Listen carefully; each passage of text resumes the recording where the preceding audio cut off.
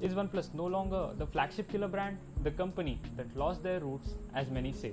In this video, we'll point out facts for this conclusion. So, without any further ado, let's get started.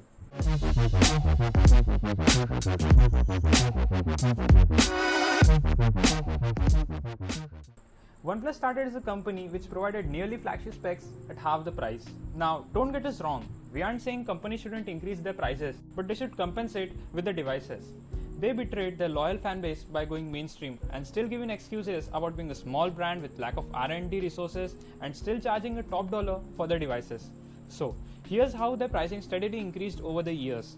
They crossed the threshold with the OnePlus 8 Pro, which was a complete flagship phone, and they subdued their budget offering, the OnePlus 8, with obvious cost cuttings. Updates were a stronghold of OnePlus since its dawn, but the brand shifted its focus on more phones. These extra devices include the completely unnecessary Nord N series. Hence, OnePlus pushes updates that literally trash your device and render it unusable. Like in the case of OnePlus 7, some users complained about extensive lag even after updating their phones to Android 11. So, the old Oxygen OS was everyone's favorite, but then the new One UI ripoff was pushed down consumers' throats. And oh boy, did we not love it. It was a total mess and half-baked implementation of other user interfaces. Samsung One UI. It was a bad rep for the company whose major selling point was its clean and fast software.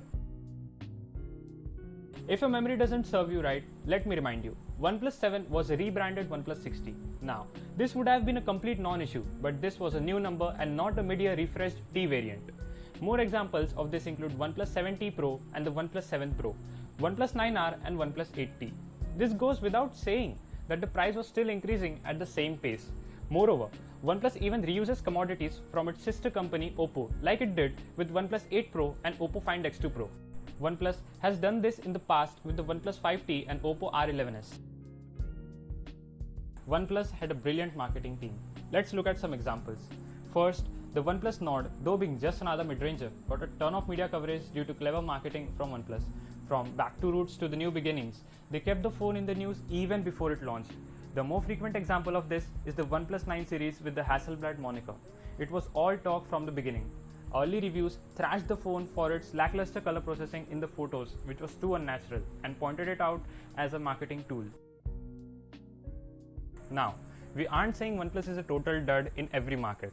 Like in the UK, OnePlus 9 Pro is a steal at £800, while S21 Ultra is £1200 and iPhone 12 Pro Max is £1100. It gets a fast charger in the box, supports fast wireless charging that's unheard of at least in the West, but it's proprietary. Now, to our earlier question, what happened to OnePlus? As a tech enthusiast, it is rather disheartening to see a company change. Although in the bigger picture, OnePlus was always going to become a mainstream company, like TechAlta explains in his video.